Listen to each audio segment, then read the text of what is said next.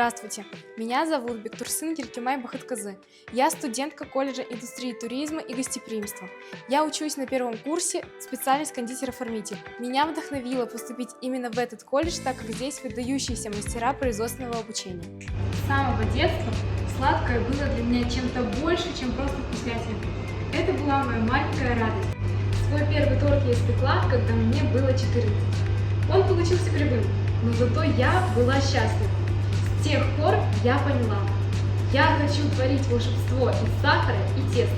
Для меня кондитер – это не просто профессия, это искусство, требующее аккуратности, терпения и безграничной любви к своему делу. Каждый десерт – это маленькая история, которую я рассказываю с помощью вкуса. Конечно, бывает сложно. Бывают ошибки, неудачи, бессонные ночи. Но каждый раз, когда я вижу, как мои десерты приносят радость людям и моим близким, понимаю, все это того стоит. Быть кондитером значит дарить настроение. Делать особенными самые обычные моменты жизни. Это моя судьба – дарить людям счастье.